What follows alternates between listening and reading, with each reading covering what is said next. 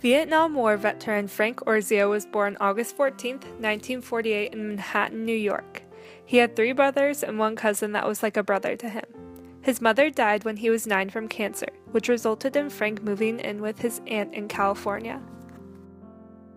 Frank and his cousin Alex enlisted on August 30th, 1967. This meant that he wasn't going off to college, but instead entering the battlefield. But why the Marines? And we both worked at a aerospace company, I forgot what it was called, at Northrop. His mother was a supervisor there.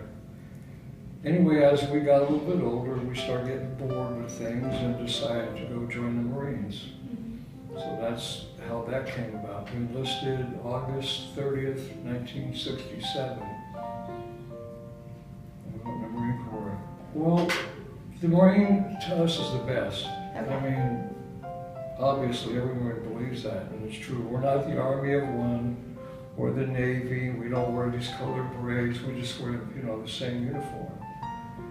And the Marines will not leave another man behind. Not that I'm saying another branch of service will, but we take pride in saying that, that we get hit, we'll come home, so. At Camp Pendleton in San Diego, Orzio spent 8 weeks in training. Usually training took 14 weeks, but due to the war, Orzio only spent 8. They sent us from Camp Pendleton, we went to El Toro Marine Base, at the time it was the air station, and they flew us to the Philippines for 3 days. And there they gave us orders where we're going to go, which was of course Vietnam. We took a jet Pan American to Vietnam and landed at Da Nang, and we stayed in Da Nang for 2 or 3 days. When Orzio got there, the Tet Offensive started that January of 1968. That was when a coordinated series of fierce attacks hit more than 100 cities in South Vietnam. The Tet Offensives were a turning point in the war for the Americans as a painful American withdrawal from the region. This meant that Frank and Alex and the other Marines in training were finally ready to go. My cousin and I had different last names. We were able to stay together. They had a buddy system back then, but they didn't want relatives. Okay. But like I said, since we had different last names, we stayed together. So they didn't know you were cousins? No, we didn't tell nobody nothing. In fact, I promoted Smart. him. That's really smart. Keep it quiet. We were in a company called Suicide Charlie. HBO did a miniseries called Pacific on them. World War II, they were one of the most decorated units in that war. Alex and Frank were part of a company called Suicide Charlie, one of the most extreme and decorated war units. And they called themselves Suicide Charlie because we took details nobody wanted to do. It was, basically suicide missions. So that's the company we went to. We were on a small hill, we call them hills or outposts. We've seen every day pretty much action, whether it was rocket attacks or the guys going on patrol. Meanwhile, at the unit, the men stayed in touch with their family by writing. Some families sent care packages to them with things from back home. My side of the family is Italian-Irish. My grandma used to send us cases of pepperoni sticks. So the guys loved me. I'd get cases of that stuff. We put them in our backpacks and take them out, so I was pretty popular. And after I got wounded, my grandmother still sent them a couple of cases until the end of the year. My tour would have been up. Okay. Yeah.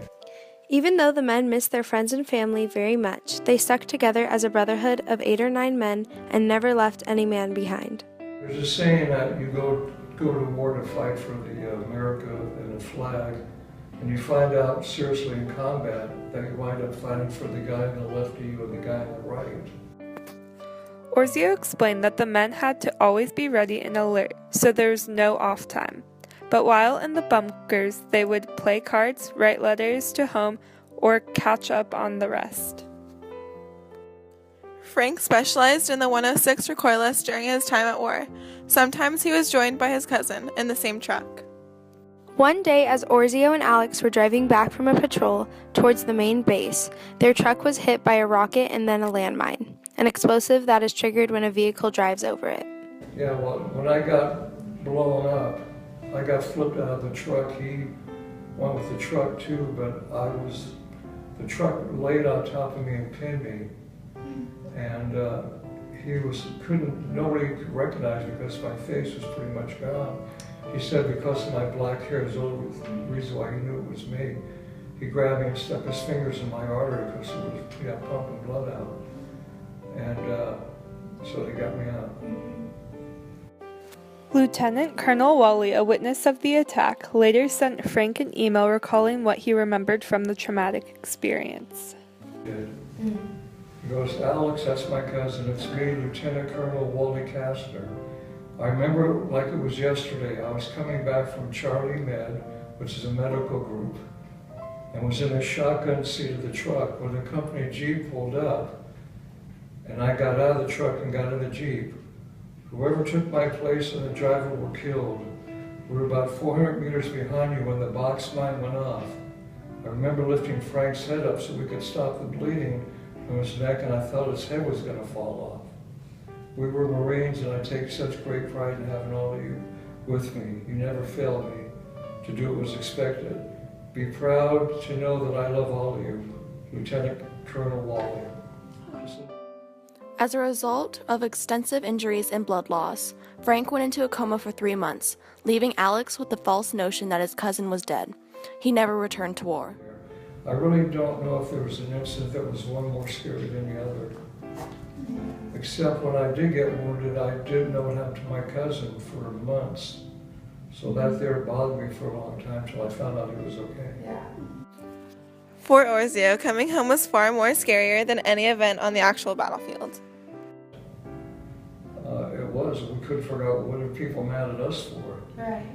When we went to war, we went, there was a band there, they played, and when we got back, people turned their back. The country turned their back on the young men and women that went to fight for their freedom.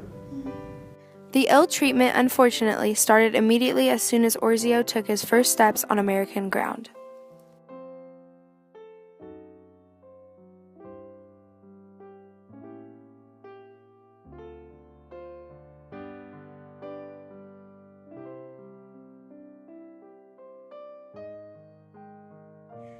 To me, the most scary moment was coming home. When I got yelled at by people at the airport and got spit on, I never had no more fear than that moment because my head was bandaged up, my arm and hand was paralyzed, my leg was missing, my right kneecap was in a cast, and somebody came up and slapped me. Can you imagine that? The terror? You're sitting in a wheelchair, incapacitated, and people are screaming at you. That was the most scariest time to me. That was pure fear. For a few years after coming home, it didn't get much easier for Frank. He lived with his aunt and cousin for a year. During this time, he was not only trying to heal his various injuries, but also battle through PTSD. Post-traumatic stress, yeah. Post-traumatic stress is like recurrent nightmares, or like if I go into a restaurant, a Chinese restaurant, you smell that food, that's what the villagers always say. Just little things, like if you have a study for finals, and it's your weakest subject, that's post-traumatic stress. Because you're scared, like, oh my God, what am I going to do? You'll have nightmares about it. That's what it's kind of like. Okay. How long did it last? Does it still happen? It still happens. I still wake up. I don't go to sleep till 2 o'clock in the morning. And my wife will tell you I'm up 4 o'clock sharp every day. My cousin, the same thing. He'll call me up from Missouri. What are you doing? Well, listening to you. What are you doing? it's funny, but it's something you learn to live with. Currently, Frank lives in Orange County as a pastor and the founder of the Wounded Warriors Project, which is an organization that gives support to veterans and people still serving. He frequently gives speeches about his experiences and stories about war to different people and places. Recently, during Christmas of 2014, he spoke for the Dark Horse Marines, a group of Afghanistan Marines who suffered major losses. The biggest thing I've seen with people is they don't talk enough. I always, in my services, telling people it's time to put the flag back on the porch and invite God back to the dinner table. The reason why I'm saying that is we need to pray as a nation We need to talk to each other instead of texting all the time. For sure. I know, seriously. I mean, you know, when's the last time, like you're doing here, which is outstanding. I mean, I congratulate you. That's why I brought you gift cards and stuff. But you need to know what you're doing is important, and it impacts different people. What you're making this video, how it's going to impact people later on. Yeah. And everybody, each person's so important to each other in life. I'm not saying that as a pastor or as a Marine, but I'm saying that as my life experience. Clearly, Orzio is an inspiration to us all, not only as a war hero, but also as a support to others.